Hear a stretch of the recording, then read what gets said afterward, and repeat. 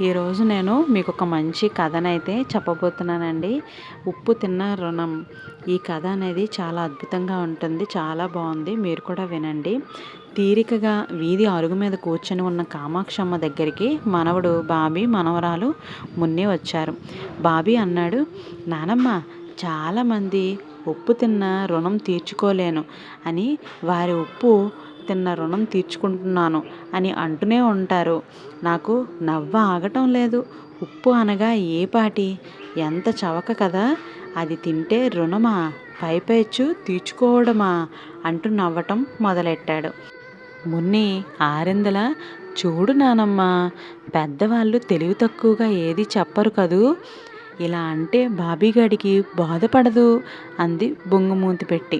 కామాక్షమ్మ ఆప్యాయంగా ఇద్దరినీ కూడా పక్కకి తీసుకొని, మీరిద్దరూ చెప్పింది నిజమేనర్రా. బాబీ చెప్పినట్టు ఈ ఉప్పు ఇప్పుడు ఉన్న వెలబట్టి దొరకటం బట్టి ఇలాంటి నానుడి ఎందుకు వచ్చిందా అనిపించవచ్చు.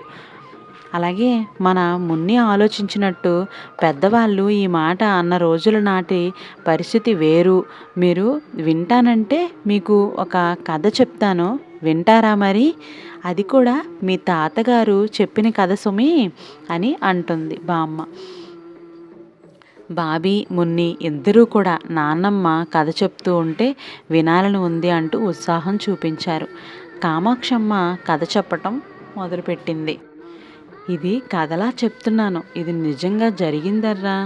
పాతకాలం అంటే ఆ పాతకాలం మనుషులకి ఏ ఆహారం ఎలా చేస్తారో పూర్తిగా అవగాహన లేనప్పుడు ఏ ప్రాంతానికి ఆ ప్రాంతపు ఏలికలు ఉండేవారు. అప్పటికి ఇంకా ఏ కూర ఎలా చేయాలి, పులుసుల్లాంటివి ఎలా చేయాలి, రాత్రికి కూడా దాచాలి అంటే ఎలా దాచుకోవాలి ఎవ్వరికీ తెలిసేది కాదు. వంటలకి మంచి రుచి రావాలి అంటే ఏ ఏ దినుసులు వేయాలి, ఇలాంటి వాటి మీద ఎవ్వరికి కూడా అవగాహన కూడా లేదు. అలాంటప్పుడు ఎవరో ఈ ఉప్పుని రుచి కనిపెట్టారు. వంటకాల్లో ఉప్పు వేస్తే వచ్చే రుచి ఇంకే దినుసు వేసినా రాదని అందరూ పోల్చారు. దాంతో అందరూ కూడా ఉప్పు వాడకం అనేది మొదలుపెట్టారు.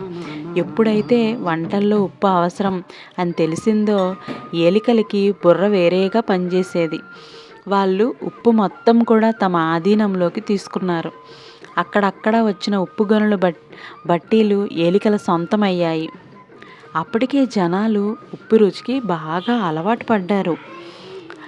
ఉప్పు అందకపోతే విలవల్లాడిపోయేవారు. ఏలికలు తమ పట్ల నమ్మకం చూపించిన వాళ్ళకి, తమ విశ్వాస పాత్రులకి అది అప్పుడు అవసరానికి సరిపడా మాత్రమే ఉప్పు ఇవ్వటం మొదలుపెట్టారు. ఆ ఉప్పు వంటకాల్లో వేసుకొని తిని తమకి ఉప్పు ఇచ్చిన వారిని మీ ఉప్పు తిన్న రుణం తీర్చుకోలేను అని, వారు ఉప్పు తిన్న రుణం తీర్చుకుంటున్నాను అని అనటం మొదలుపెట్టారు.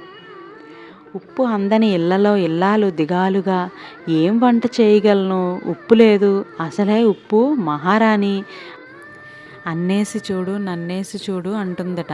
అంగడిలో అందరికీ ఉప్పు అమ్మే రోజు రావాలి అనేవారు. అలా అలా తాపీగా ఉప్పు అమ్మే సరుకుల్లోకి చేరింది. కామాక్షి కథ ఆపేసరికి బాబీ, మున్ను ఇద్దరూ కూడా చప్పట్లు కొడుతూ లేచి, చాలా బాగా చెప్పావు నానమ్మ అన్నారు. ఈ కథలో మీకు ఏం నీతి అర్థమైంది? అసలు ఉప్పు ఏ విధంగా మన వాడుకలోకి వచ్చింది అన్నది కూడా మీకు తెలిసింది కదా.